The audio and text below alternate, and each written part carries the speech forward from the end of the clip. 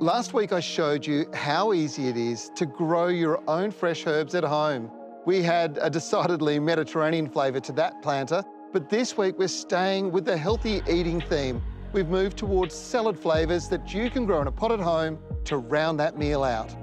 So I've headed back into my local garden centre and I'm getting all the goodies required for my next project. Now, the very first thing you should do when you get into your local garden centre is peruse the pot aisle. You're going to find all sorts of pots.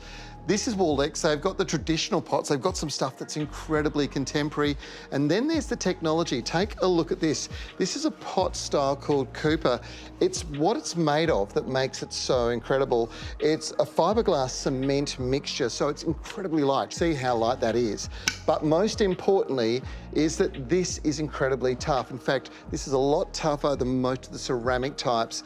And as far as colour goes, well, the colours, you get a great range. These are the contemporary whites and blacks that you're seeing a lot of at the moment.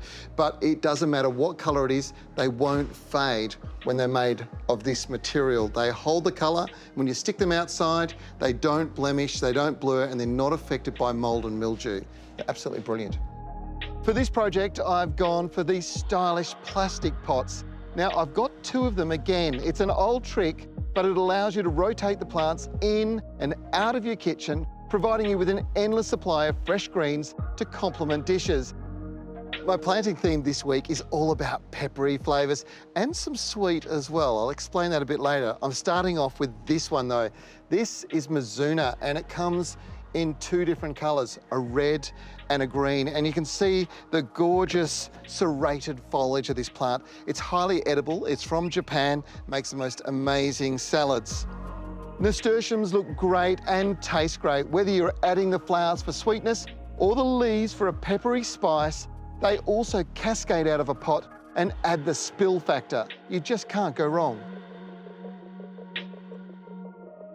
The theory with multi-planting edible pots is to thrill, and that comes in different foliage and colours like Mizuna, to spill, and that's with the nasturtiums, and to fill, and that's going to be with this landcress. Now, it's a great additive to any salad. It's peppery, crunchy, and delicious. Best of all, it's really easy to grow. Now, what you need to know about these is that they're incredibly productive plants. They're expending huge amounts of energy to produce all this foliage that you're consuming. So you end up with all the goodness in it. And that means that if you want them to remain strong and growing, well, really healthy, you need to be putting more fertiliser and nutrient back into the soil.